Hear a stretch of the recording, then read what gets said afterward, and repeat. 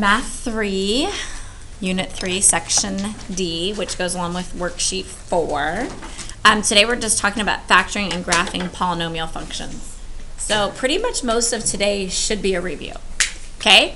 And so we've just kind of gone through 3 different types of factoring. So always, in every single problem that you ever factor, you always want to check for your GCF first, okay? And so that's the largest number or variable that divides evenly into each of the different expressions, okay? And so here there's a 5x in common, so they factored out a 5x and you're left with 2x minus 1. If you were to distribute this through, you'd get back to your original equation, right? Okay, remember differences of 2 squares. Number 1 is that in a difference of 2 squares, there has to be a difference or a subtraction sign. If you have a plus sign, it does not factor. Okay, and so when I have differences of 2 squares, I normally end up making sure that I can write every single term as a square. And so you can see there that 3 squared, x squared, and 7 squared, and it's a difference because there's a minus sign. And when you factor that, you're just putting like 1, 3 in each of them, 1 x in each of your parentheses, 1, 7 in each parentheses, and one gets a plus and one gets a minus. Okay, and then trinomials, there's lots of different ways we can factor trinomials. The main idea, though, is that this term is the term that you are adding or subtracting to get to. And then this term right here is the term that you are multiplying. Okay, and so if you check this right here, a positive 10 and a negative 3, those add to be 7, and 10 and negative 3 multiply to be negative 30. Okay, so just here's your notes. In general, you always check for a GCF first. Then if you have 2 terms, you're going to check to see if it's a difference of squares. If you have 3 terms, you're going to check to see if it's a trinomial that you can factor. Okay, so completely factor each of these. So first of all, is there a GCF? No. On A? No. Okay, so there are 3 terms, so that means it's a trinomial. And how I was showing you the other day, if you remember, but we're trying to figure out, and I'm going to write this out a different way to help us for the future. So we're looking for what adds or subtracts to be negative 10 and what multiplies to be 24. Do any of you struggle with factoring? If you're ever not sure, what I do is I go through and I write down all the different multiples of 24. So 1 and 24, 2 and 12, 3 and 8, 4 and 6. And like I'll go through and then I'll look to see, okay, out of all of those, which ones could make a negative 10? 4 and 6. And do you see how 2 and 12 could also make a negative 10? But what's the problem with that one? They can't both be. Exactly. And in order to get a negative here and a positive here, you'd have to multiply 2 negatives to make a positive, right? And so we factor this. Now, are any of you confused by this x to the 4th? Do you know what we do when we have x to the 4th there? You can't take out an x because there isn't an x with a 24. Okay, so this is how we're first going to start this. So I'm going to write this as x to the 4th. And since we're going to use negative 4 and negative 6, I'm going to write negative 4 x squared and negative 6 x squared and a positive 24. And then we're going to factor through by grouping. So do you guys remember how to factor by grouping? Is that where you take out? Good. So you look at the first group. What would be the GCF of the first 2 terms? X squared. Okay, so I'm going to take out an x squared, and I get what's left over. X squared minus 4. Good. Okay, then in this group, what could I take out? What's the GCF there? Good, negative 6. And then when you take out the negative 6, you're dividing this by negative 6 and 24 by negative 6. So what does that end up becoming? X squared minus 4. Good. Okay, so when you're factoring by grouping, and we're actually going to talk about this more actually tomorrow, but do you see how both of these parentheses match? That is now your GCF of the entire problem. So we're actually taking out an x squared minus 4, and we're left with x squared minus 6. Okay? Can either one of those be factored any further? So since we have two terms, are either one of those differences of squares? Yes. Yeah, because 4 is actually what? 2 squared. So that means that the x squared minus 4 can be factored to be x minus 2, x plus 2, and x squared minus 6. Is that a difference of squares? No. So that's one's going to just be x squared minus 6. Okay, so that's the completely factored form.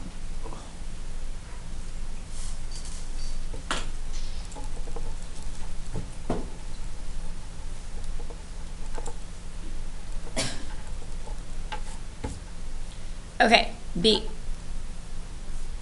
So on this one, we're looking for something that adds to be negative 24 and that multiplies to be negative 25. So can you think of two numbers that would work? 25 and 1. Good. Negative 25 and a Positive. positive 1. So let's write this out the same way. So since we're using x to the 4th, see how you have x squared in the middle? We're gonna change this negative 24 to be a negative 25x squared and a positive 1x squared.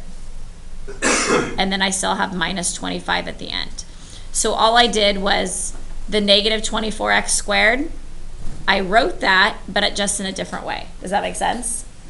Okay, so then now I'm gonna do factoring by grouping. So I'm gonna group my first two together and my last two together.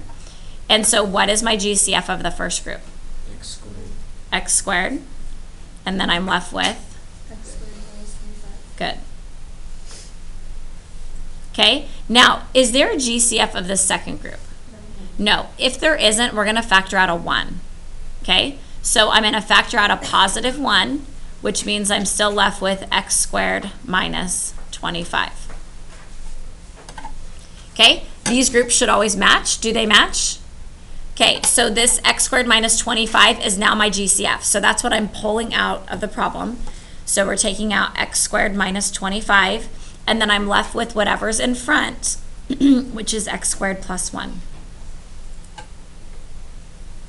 Can either one of those terms be factored further? Yeah. X squared minus 25. Good, because 25 is actually 5. 5 squared. Could the 1 be factored further? Why not? It's because it has it's a positive. Because 1 is actually a square, right? Because 1 times 1 is still 1. So 1's a square, but because it's not a difference of squares, it's not factorable. So assuming this since it's a positive, taking away this negative. You could, yeah, exactly. So differences of squares, difference meaning it has to be a subtraction. Okay, so this one then factors to be x minus 5, and we have x plus 5, and then this is x squared plus 1.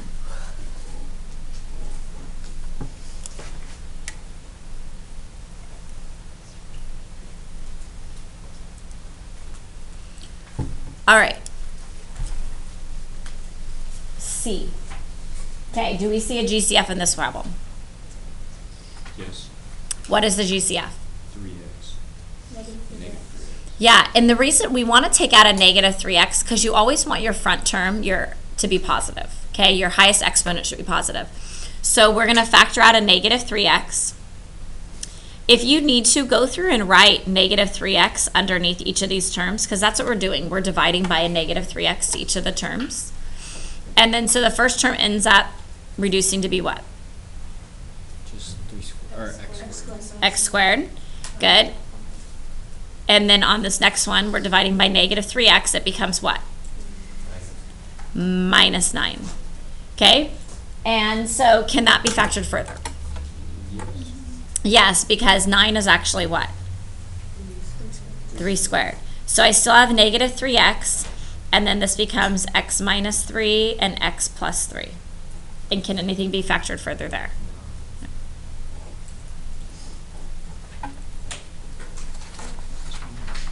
Okay, any questions?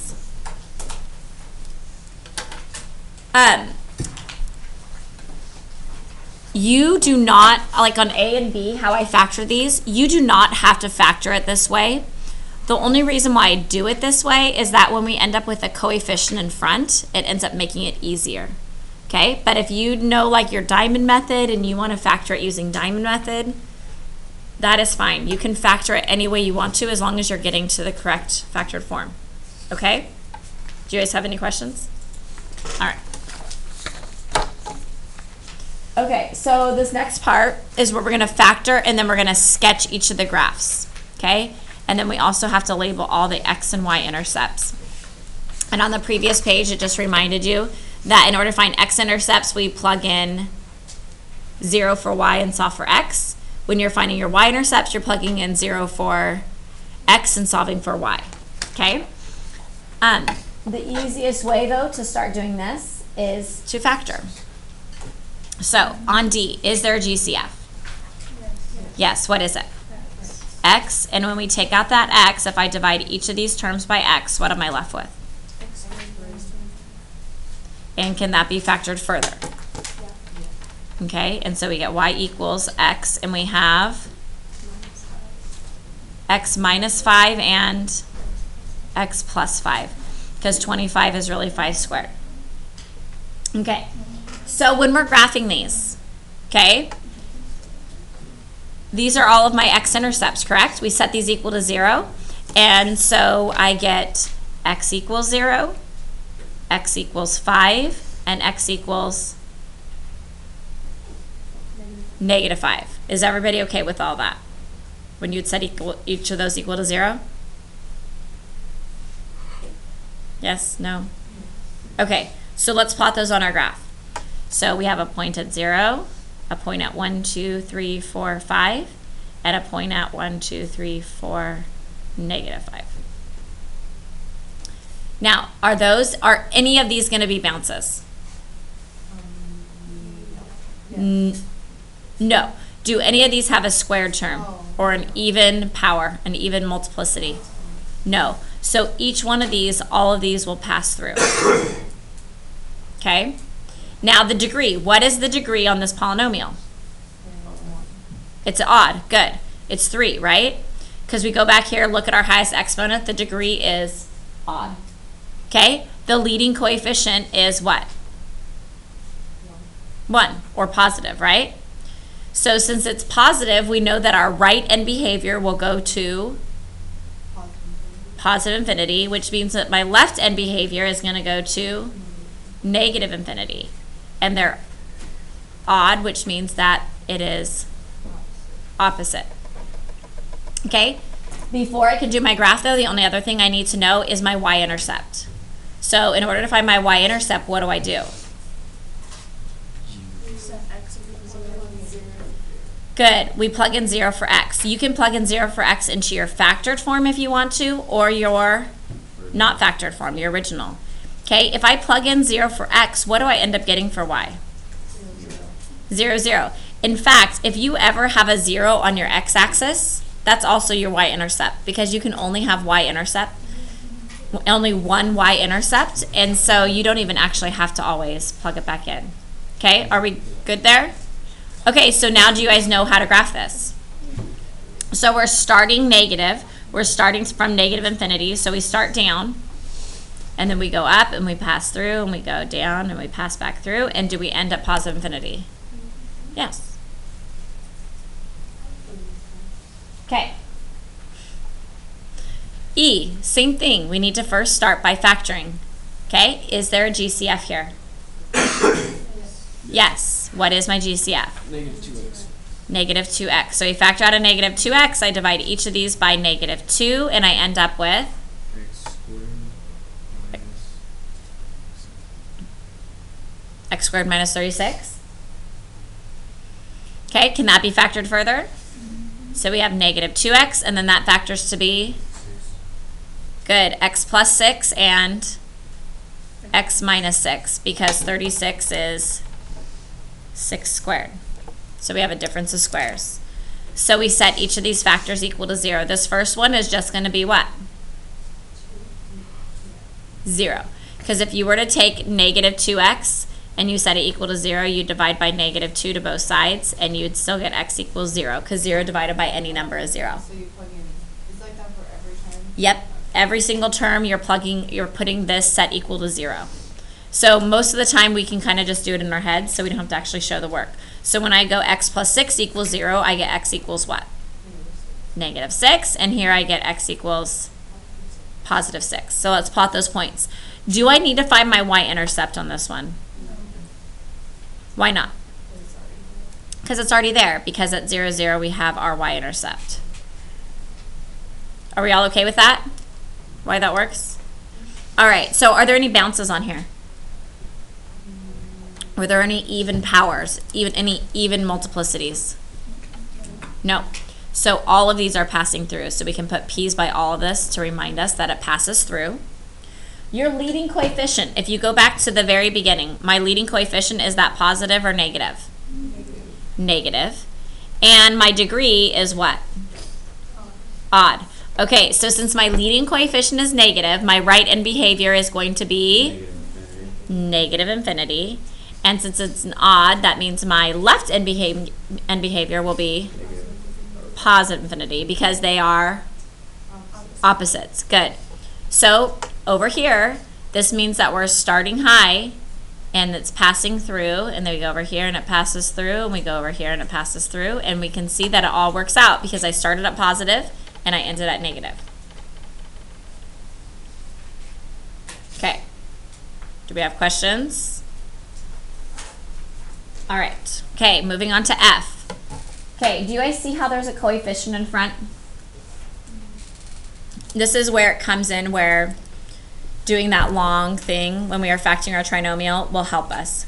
Actually, I just realized though, does that leading coefficient end up factoring out? Yes. Yes. Okay, so what is our GCF on this problem? 2x. Good, 2x. And so we divide each of these by 2x, and again, always check for GCF first. And so when you do that, what do we end up with? X squared Perfect. Good. Okay, now we need to check this. So are there any numbers that multiply to be a positive 4 and add to be negative 4? Yep, Which ones? negative 2. Negative 2. Do you guys just want to write out the factors? Or do we want to do it the long way? The long way is the way that I was doing it on all these, to kind of show you how it works. Should we just keep going this way, or do you guys know, yeah, just keep doing it that way? Is that okay? All right, since it's negative 2 and negative 2, we'd write this out as x squared minus 2x minus 2x and a plus 4.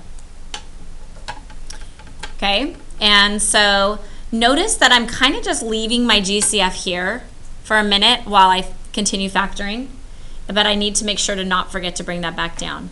So here my GCF now is going to be x, and we're left with x minus 2. And here, what am I going to take out? We want to take out a negative 2. Good. And a lot of people mess up on this. So when you're taking out a negative number, I always write it down so that I don't mix up my signs. Because here a negative and a negative make a positive x, but here a 4 and a negative 2 make a negative 2. And then we can see that we have x minus 2's. Okay, so that's x minus 2. And then I'm left with another x minus 2. Okay, so in front we had an x minus 2, and then my factors was an x minus 2. And then we'll bring that down and we have 2x.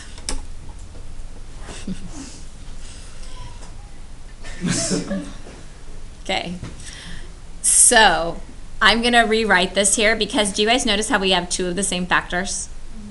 Okay, so that means when I write this equation, it's going to be y equals 2x, and then we have x minus 2 squared.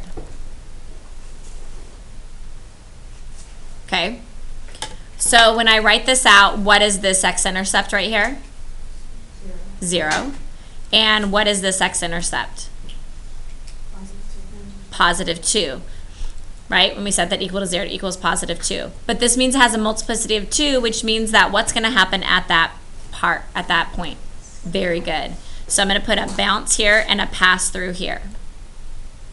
And again, if we are counting, this is 1 touch, and then this counts as 2, right? So that would make 3, which is exactly my degree. So let's look back at the beginning. And again, what would be my y-intercept on this one? If I plugged in 0, my y-intercept is going to be 0, which we already have. So the only time you really have to worry about our y-intercepts is when you don't have a 0. Okay? So my degree on this one is a 3, and my leading coefficient is positive. So that means that my right end behavior will be positive infinity, and my left end behavior will be negative infinity. Are we okay there? So that means I'm going to start down. So we're starting down. We're going to pass through. I come up and I bounce. So that means I touch at this point, but then I go right back up. And did that graph work out? Yes. Okay. And so on this one right here, it says, how many x-intercepts do you have? 2. There are 2 points on the x-axis. So that means we have 2 x-intercepts. Then it asks how many relative maximums. So how many maximum points or relative maximum points do we have? 1, because we have this one right here, right? That's the only one. So we have 1. And then how many relative mins? 1, this point right here. All right, last one, G. Can I give you guys a minute to try this one on your own? Okay, I'll walk around and check it out once you have it done.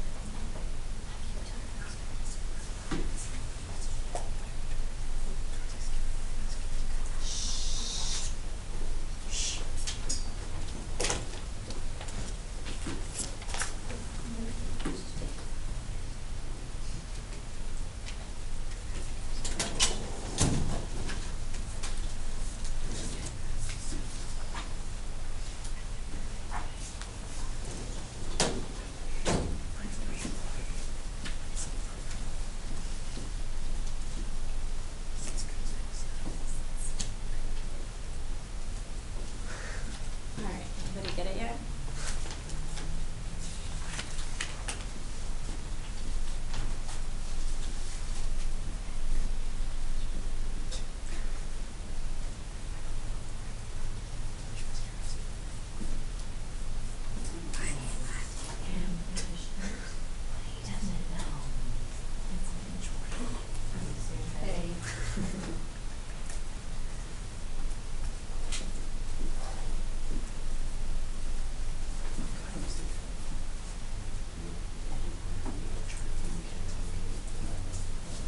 So once you have all this, start by putting these points on the back.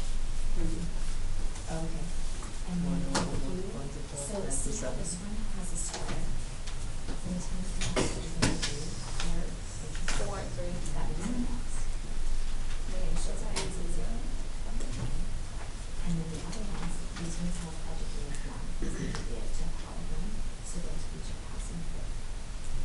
Since your leading coefficient is negative, that one passing is negative 1. So that means, yeah, and then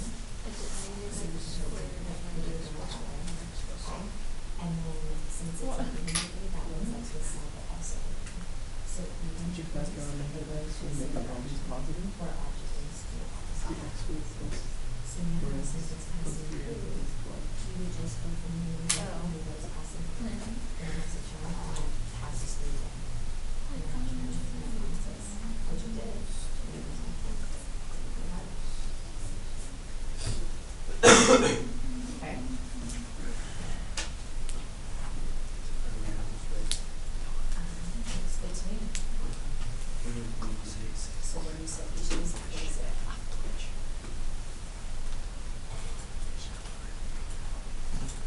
just check in your groups. If you finish, see what you agree.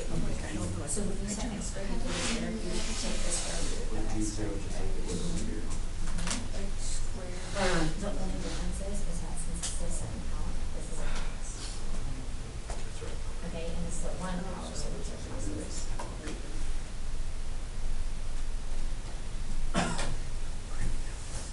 We good here for now? Nathan, how's it going? Asking some questions about what the box are. Okay. And you're putting, Good. did I get it right?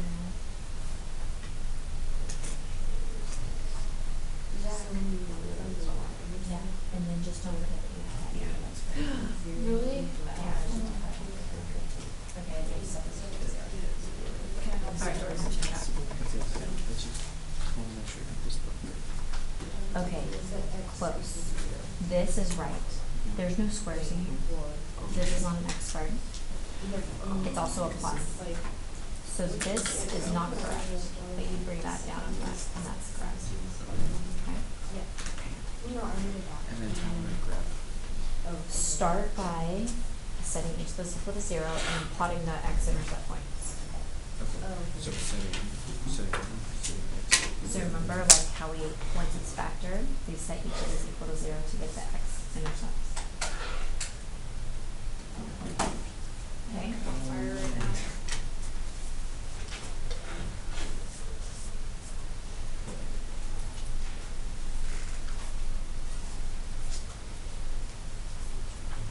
Was there?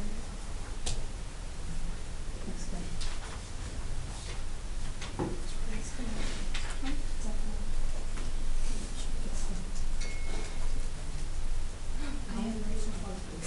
Oh my god. Good. Okay, then just.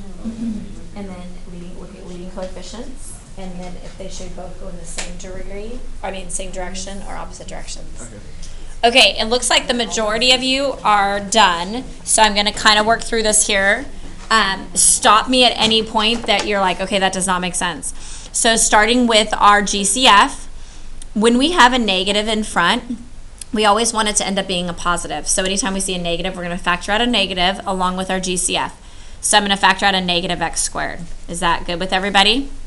So when I do that, I end up with a positive x squared, a positive 7x, and a positive 12. Okay, so what numbers now will multiply to be 12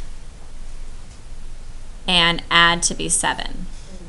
So we have x squared plus 3x plus 4x plus 12. So our 7x, we just change that into be 3x and 4x.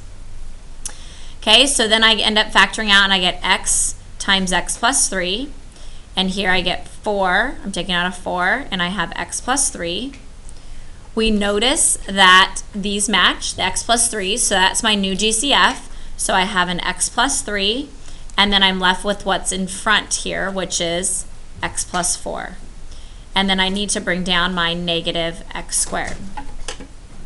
Okay, I can't factor anything further there. And so we set each of our factors equal to 0.